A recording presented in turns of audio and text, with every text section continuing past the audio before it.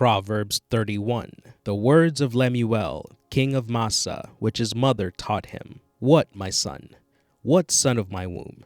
What shall I advise you, son of my vows and dedication to God? Give not your strength to loose women, nor your ways to those who in that which ruin and destroy kings. It is not for kings, O Lemuel. It is not for kings to drink wine, or for rulers to desire strong drink, lest they drink and forget the law and what it decrees, and pervert the justice due any of the afflicted. Give strong drink as medicine to him who is ready to pass away, and wine to him in bitter distress of heart. Let him drink and forget his poverty, and seriously remember his want and misery no more. Open your mouth for the dumb, those unable to speak for themselves, for the rights of all who are left desolate and defenseless. Open your mouth, judge righteously, and administer justice for the poor and needy. A capable, intelligent, and virtuous woman, who is he who can find her? She is far more precious than jewels, and her value is far above rubies or pearls. The heart of her husband trusts in her confidently and relies on and believes in her securely, so that he has no lack of honest gain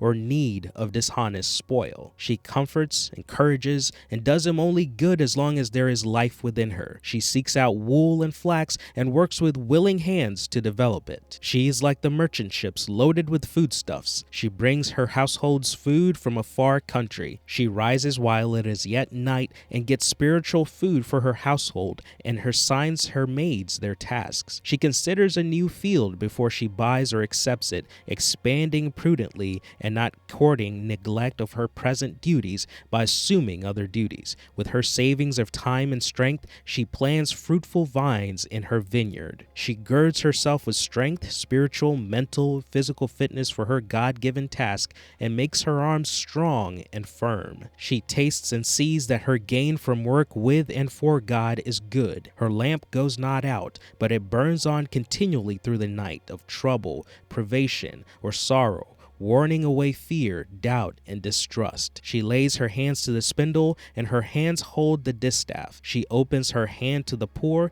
Yes, she reaches out her filled hands to the needy, whether in body, mind, or spirit. She fears not the snow for her family, for all her household are doubly clothed in scarlet. She makes for herself coverlets, cushions, and rugs of tapestry. Her clothing is of linen, pure and fine, and of purple, such as that of which the clothing of the priests and the hollowed cloths of the temple were made. Her husband is known in the city's gates when he sits among the elders of the land. She makes fine linen garments and leads others to buy them. She delivers to the merchants girdles or sashes that free one up for service. Strength and dignity are her clothing, and her position is strong and secure. She rejoices over the future, the latter day or time to come, knowing that she and her family are in readiness for it. She opens her mouth in skillful and godly wisdom, and on her tongue is the law of kindness, giving counsel and instruction. She looks well to how things go in her household, and the bread of idleness, gossip, discontent, and self-pity she will not eat. Her children rise up and call her blessed, happy, fortunate, and to be envied, and her husband boasts of and praises her, saying, "Many daughters have done virtuously, nobly, and well with the strength of character that is steadfast in goodness,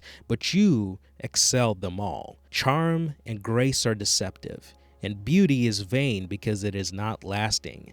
But a woman who reverently and worshipfully fears the Lord, she shall be praised. Give her of the fruit of her hands, and let her own works praise her in the gates of the city."